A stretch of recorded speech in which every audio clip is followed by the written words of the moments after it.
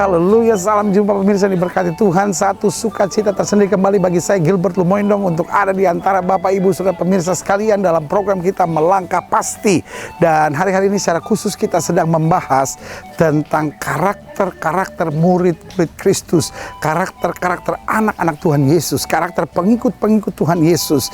Dan saya ambil langsung dari Tanah Perjanjian. Pembahasan pertamanya dari Danau Galilea, saya bicara tentang penerobos. Pembahasan kedua saya bicara tentang berbahagia dari Mount of Beatitudes. Dan pembahasan ketiga ini langsung dari tempat ini, St. Peter Primacy, tepat di tepi Danau Galilea. Kalau saudara bertanya, tempat apa ini? Oh, tempat ini sangat penting sekali saudara-saudara, karena di tempat inilah Petrus pernah lari dari panggilannya. Ingat waktu Yesus memanggil Petrus, Alkitab bilang apa? Tinggalkan perahumu, tinggalkan jalamu dan ikutlah aku. Tapi apa yang terjadi? Rupanya Petrus nggak tinggalin, Petrus simpan saudara. Ketika dia mulai kecewa, apa yang Petrus buat? Dia ambil lagi, dia cari lagi, dan dia duduk di sini bersama murid-murid yang lain. Tiba-tiba dia buat satu kalimat yang sangat berbahaya. Dia bilang apa? Aku pergi menangkap ikan lagi. Aduh, Yesus sudah bilang kamu bukan lagi penjala ikan tapi penjala manusia. Tapi apa yang terjadi? Dia bilang aku pergi menangkap ikan lagi. Saudaraku yang kasih dalam Tuhan, dunia ini penuh dengan orang-orang yang kecewa, yang lari dari panggilannya dan merasa benar kalau dia lari dari panggilannya. Kenapa? Ya karena memang situasinya menyakitkan, karena memang situasinya melukai. Ya saya kan juga manusia biasa, saya nggak tahan dong dengan semuanya itu. Nah, saudaraku yang kasih dalam Tuhan, di tempat ini kemudian Yesus buktikan kasih yang tak bersyarat itu, kasih yang luar biasa itu. Apa yang Yesus buktikan? Yesus tanya sama Petrus, adakah engkau mendapat barang laut? Dan saudaraku yang kasih dalam Tuhan, Petrus jujur dan terbuka bilang, we catch nothing. Kami nggak dapat apa-apa. Oh saudaraku, Yesus nggak langsung sikat dan bilang, Petrus, itu ngana pekatula Petrus. Itu ngana hukuman Petrus. Tidak, tetapi apa yang Yesus bilang? Yesus bilang, tebarkan jalamu di sebelah kanan perahu. Saudaraku, Petrus masih ingat 3,5 tahun yang lalu kalimat yang sama juga, tebarkan jalamu di sebelah kanan perahu. Dan waktu Petrus tebarkan, mungkin Petrus pikir, benar nggak sih kasih akan terulang lagi? Betul nggak sih mujizat akan terulang lagi? Betul nggak sih berkat akan terulang lagi? Dia tebarkan jalan di sebelah kanan perahu, dia tangkap begitu banyak ikan saudara. Saudaraku, Petrus langsung ceburkan diri, minta ampun sama Tuhan. Dia pikir selesai urusannya. Dia pikir, wah ya Yesus sudahlah, mungkin saya udah salah, dia cuma nunjukin aja, habis itu dia tinggalin saya. Tapi dia kaget waktu dia sampai di tepi laut ini. Ada Mensa Christi. Oh, makanya gereja ini bernama Mensa Christi. Daerah ini bernama St. Peter Primacy atau tempat keunggulan Petrus. Karena dia unggul bukan karena hebat, tapi dia unggul di tengah kegagalannya. Nah, saudaraku yang kasih dalam Tuhan, kemudian Yesus siapkan semuanya. Dan setelah sarapan, baru kemudian Yesus bertanya, Simon anak Yohanes, apakah engkau mengasihi aku? Wah, Yesus adalah Tuhan yang tahu waktu yang tepat, cara yang tepat untuk menjamah hati anak-anaknya. Saudaraku yang kasih dalam Tuhan, Petrus hancur hati. Dia bilang, naikurie, benar Tuhan, aku mengasihi engkau. Ditanya kedua kali, benar, apakah engkau mengasihi aku? Dijawab lagi dengan Petrus, benar Tuhan, aku mengasihi engkau. Ketiga kali, Petrus nangis. Kenapa Petrus nangis? Karena dia ingat, 3 ini adalah saat dimana dia menyangkali Yesus. Kadang-kala kita terlalu gampang dalam situasi-situasi tertentu berkata, benar Tuhan aku mengasihi engkau. Tetapi waktu kita terjepit, waktu kita kecewa, waktu kita sakit hati, gampang sekali kita ngomong sembarangan kata-kata yang menyakitkan. Saudaraku yang kasih dalam Tuhan, saya percaya ada rencana Tuhan menyaksikan program ini. Saya sedang ada di mini stadiumnya. Jadi ini tempat ibadah yang disebut mini stadium. Kalau rombongan besar biasanya akan beribadah di sini. Di belakang saya ada beberapa chapel-chapel yang open chapel atau chapel-chapel terbuka yang dipakai oleh pesiarah-pesiarah untuk beribadah. Dan kemudian kita nanti akan memakai chapel utamanya untuk ibadah kita. Dan setiap saudara juga dapat menikmatinya ibadah ini, dan pesan-pesan firman akan saudara dapatkan. Karena saya percaya yang paling penting dalam hidup ini, kalau kita bicara karakter, adalah mencintai Yesus. Karena kalau mencintai Yesus itu akan membuat motivasi kita luar biasa. Mencintai Yesus membuat kita nggak akan gentar. Mencintai Yesus membuat kita menjadi orang-orang yang berani menghadapi segala peristiwa. Dan mencintai Yesus menjadikan kita orang-orang yang tulus. Kenapa? Niat kita bukan niat untuk kepentingan kekayaan diri kita sendiri, tetapi niat kita hanyalah satu, supaya nama Yesus dipermuliakan, supaya kita jadi berkat, dan supaya lewat kita banyak-banyak orang mengalami kasih dan anugerah Tuhan. Saudara gue yang kasih dalam Tuhan, buat saya inilah kehormatan tersendiri membawa pemirsa sekalian. Karena mungkin saudara berkata, saya nggak mungkin bisa pergi ke tanah perjanjian, pendeta. Tetapi saudara tetap dapat menerima berkatnya, saudara tetap dapat menerima kasih karunia Tuhannya, saudara tetap dapat menerima pengajaran-pengajaran yang luar biasa, yang secara khusus sedang kita kemas dalam bentuk karakter-karakter penting yang harus dimiliki oleh setiap orang-orang percaya. Saudaraku yang kasih dalam Tuhan, mari saya ajak saudara ke dalam untuk menikmati berkat Tuhan, masuk dalam ibadah bersama di St. Peter Primacy, di tepi Danau Galilea, di tanah perjanjian ini. Dan saya percaya saudara pasti akan diberkati. Ayo mari ikut bersama saya.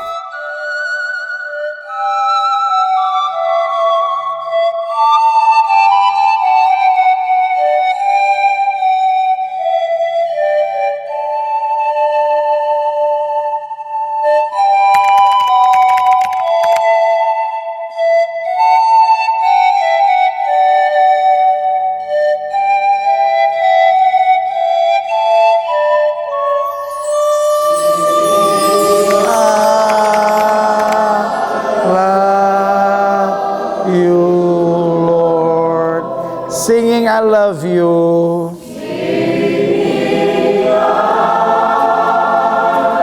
Love you, Lord.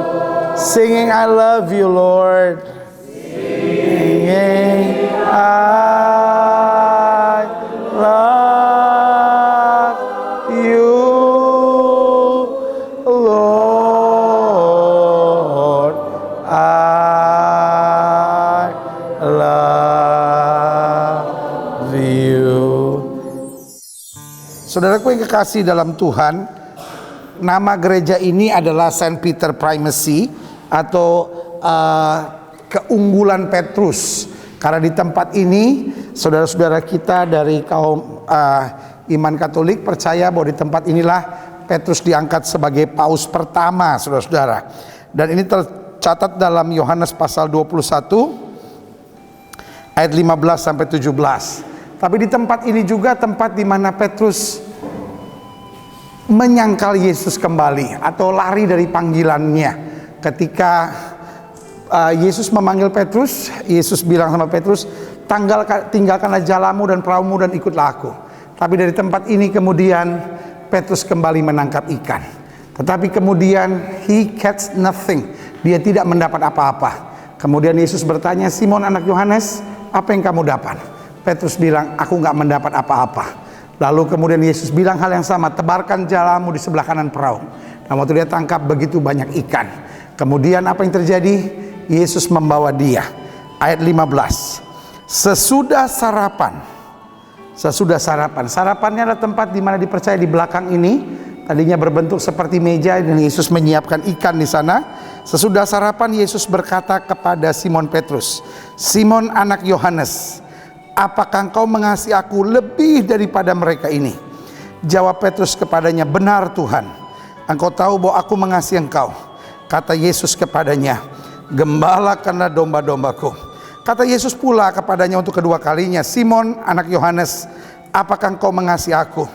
Jawab Petrus kepadanya, benar Tuhan, engkau tahu bahwa aku mengasihi engkau. Kata Yesus kepadanya, gembalakanlah domba-dombaku. Kata Yesus kepadanya untuk ketiga kalinya, Simon anak Yohanes, apakah engkau mengasihi aku? Maka sedih hati Petrus karena Yesus berkata untuk ketiga kalinya, apakah engkau mengasihi aku? Dan dia berkata kepadanya, Tuhan, engkau tahu segala sesuatu. Engkau tahu bahwa aku mengasihi engkau. Kata Yesus kepadanya, gembalakanlah domba-dombaku.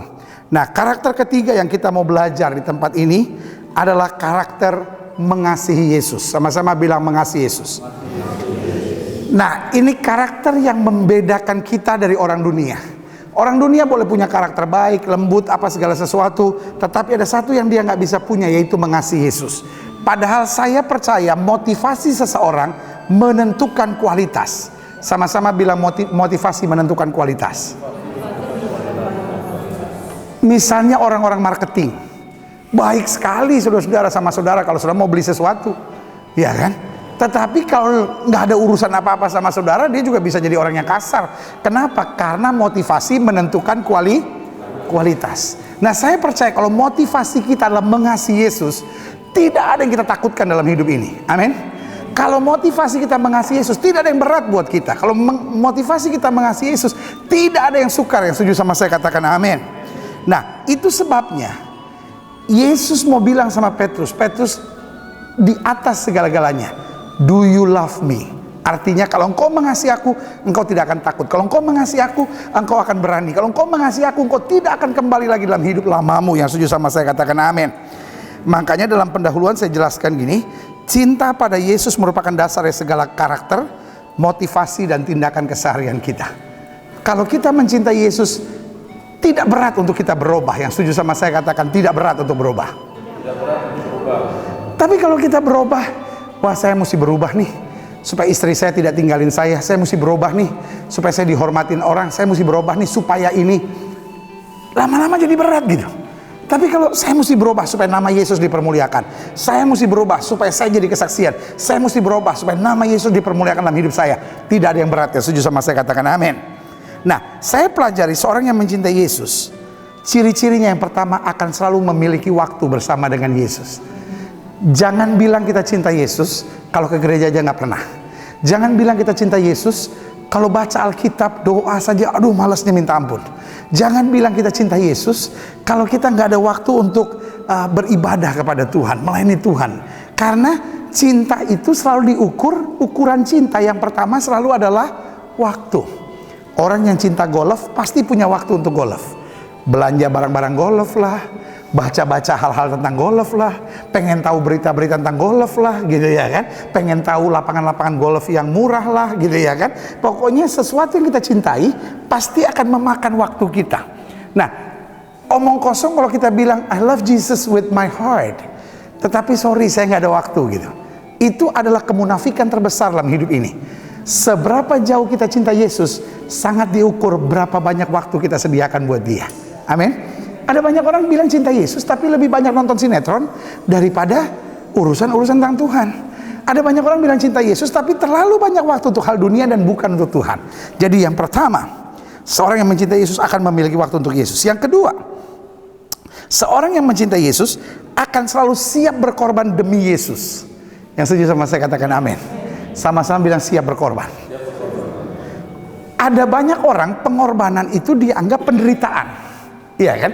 Ada banyak, ya saya berkorban lah pendeta sebagai suami, ngalah sama istri, ya supaya ya rumah tangga kita jadi kesaksian buat Yesus gitu ya kan.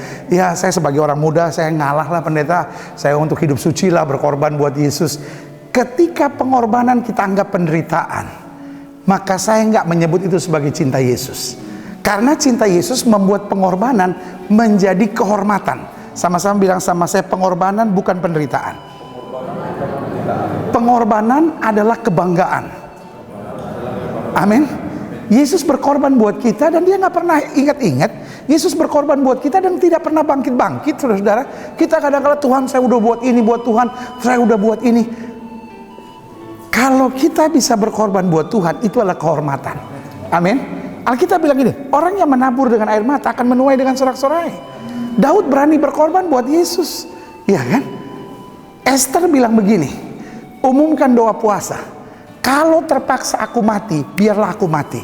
Saudaraku yang kekasih dalam Tuhan, ketika kita anggap pengorbanan sebagai kebanggaan, ketika kita anggap pengorbanan sebagai kehormatan, maka bagi kita itu cinta Yesus yang sejati. Amin. Tuhan, kalau saya boleh berkorban buat Tuhan, itu kebanggaan. Kalau saya boleh bangun lebih pagi untuk Tuhan, itu kebanggaan. Kalau saya boleh capek, saya boleh lelah untuk melayani Tuhan, itulah kebanggaan. Artinya Tuhan masih pakai saya untuk sesuatu yang baik.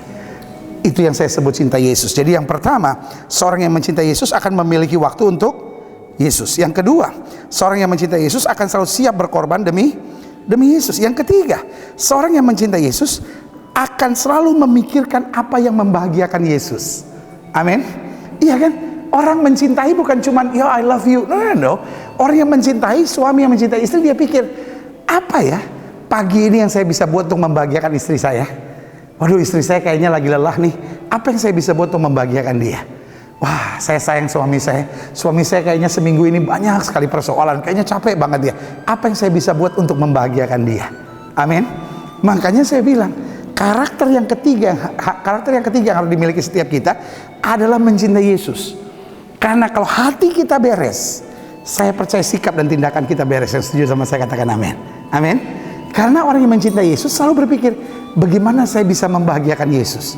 Dan caranya membahagiakan Yesus, Alkitab berkata, ketika kamu mikirin orang lain saja, orang yang tak terpikirkan, orang yang terbuang, orang yang gak dipedulikan orang, itu pun sudah berkat. Amin. Iya kan? Dan yang keempat, yang terakhir, seorang yang mencintai Yesus akan selalu setia sampai akhir. Amin. Saudaraku yang kasih dalam Tuhan, gampang berkata Jesus I love you when everything is alright. Tetapi sulit buat kita untuk berkata Jesus I love you waktu keadaan begitu berat. Biarlah hari ini kita jadi orang-orang yang setia. Amin. Sama-sama bilang, saya harus setia. Setia itu artinya ada senyum, kita bilang Yesus itu baik. Ada air mata, kita bilang Yesus itu baik. Ada tekanan, kita bilang Yesus itu baik. Ada harga yang harus kita bayar, kita tetap berkata sekali Yesus baik, selama-lamanya Yesus baik. Saya undang kita semua bangkit berdiri. Kita datang pada Tuhan.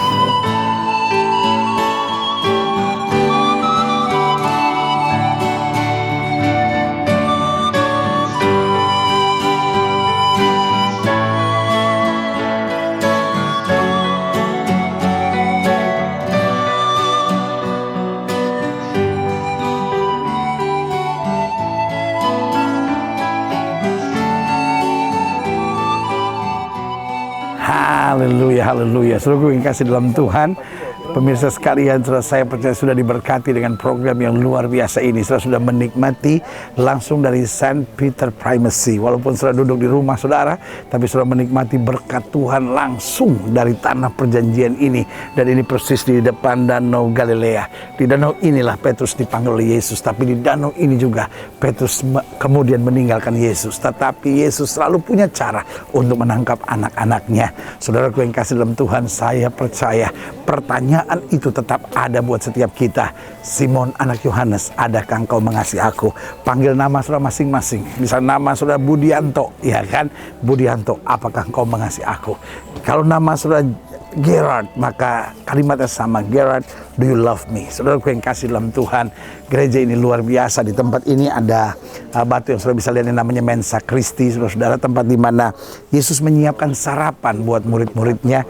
Di tempat ini juga ada patung yang menggambarkan Yesus mengutus Petrus, gembala karena domba-dombaku, sehingga saudara-saudara kita yang Katolik percaya bahwa Petrus adalah paus yang pertama, karena dia yang pertama diutus oleh Yesus langsung untuk menjadi gembala domba-dombanya. Saudaraku yang kasih dalam Tuhan, setiap hari ribuan peziarah datang ke sini untuk kembali mengingat panggilannya. Betulkah aku mengasihi Yesus? Sekali Yesus, tetap Yesus sampai selama-lamanya. Jangan bilang kita mengasihi Yesus kalau kita masih berzina. Jangan bilang kita mengasihi Yesus kalau kita korupsi. Jangan bilang kita mengasihi Yesus kalau kita lakukan hubungan seks sebelum nikah. Jangan bilang kita mencintai Yesus kalau kita masih mau tetap hidup dalam dosa. Tapi kalau kita bilang kita mencintai Yesus, mari kita punya waktu bersama dengan Dia. Kalau kita mencintai Yesus, pastikan kita selalu menyenangkan hatinya. Kalau kita mau mencintai Yesus, pastikan kita tinggalkan segala sesuatu yang Yesus gak suka. Dan kalau kita mencintai Yesus, pastikan kita jadikan Yesus yang paling utama. Badai boleh ada, angin ribut boleh melanda, tetapi Yesus tetap segala-galanya buat kita. Haleluya. Di akhir program ini, izinkan saya berdoa buat setiap saudara sekalian. Saudara yang didoakan secara khusus, boleh taruh tangan kanan saudara di dada. Dan izinkan saya berdoa sehingga hari ini anugerah, kekuatan, berkat, dan kuasa Tuhan turun buat kita sekalian. Mari kita berdoa. Bapa, di dalam nama Yesus, tidak kebetulan kami menyaksikan program dari St. Peter Primacy, tapi Danau Galilea, tanah perjanjian ini. Bapa, Mbak ucapkan berkat di dalam nama Yesus, sehingga setiap mereka yang menyaksikan program ini, mungkin ada di antara mereka yang sudah mulai lari dari Tuhan, mulai jauh dari Tuhan, mulai meninggalkan Yesus. Hari ini kami dibawa kembali untuk melihat anugerah Tuhan yang sempurna. Hamba ucapkan berkat di dalam nama Yesus turunlah berkat, anugerah, damai sejahtera, bahkan semangat untuk mencintai Yesus lebih dari segalanya. Di dalam nama Yesus, haleluya. Amin, amin, amin. Saudara yang kasih dalam Tuhan, kita sudah berdoa. Ingat, Allah tidak pernah lalai menepati janjinya. Inilah saatnya buat kita untuk bangkit, bersemangat, kuat dalam Tuhan, dan tetap melangkah dalam kepastian. Karena jika Yesus beserta dengan kita, kita cakap menang segala perkara. Doa saya menyertai saudara. Sampai berjumpa program berikut. Haleluya.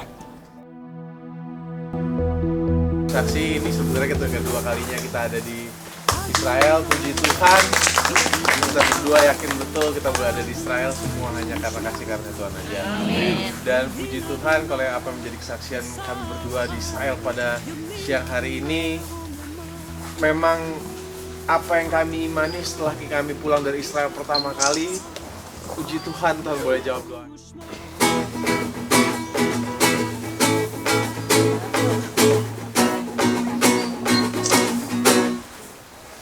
Tak padamnya kasih setiamu, betapa hebatnya kebaikanmu, dipenuhi kemuliaanmu, indahnya, oh Yesus Tuhan.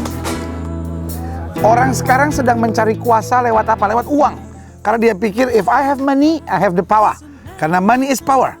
Sebagian berkata, kuasa dapat saya dapatkan melalui persahabatan. Kalau saya punya teman banyak, iya kan? Saya punya kuasa, iya kan? Setan tahu siapa kita. Amin. Iya kan? Setan tahu siapa kita. Jangan sudah pikir, wah nanti kalau setan menyerang saya gimana? Bilang sama sebelah saudara, setan takut sama kamu. Amin. Jangan balas lagi bilang, iya saya juga takut sama dia. Biarlah sesama kita jangan saling mengganggu. No. Mari kita merawat hati kita lebih daripada merawat wajah kita. Amin. Jaga hati kita, nggak boleh ada benci, nggak boleh ada dendam, nggak boleh ada kepahitan, nggak boleh ada iri, nggak boleh ada dengki, nggak boleh ada persaingan. Jaga hati kita. Tuhan, saya cuma mau meninggikan Yesus.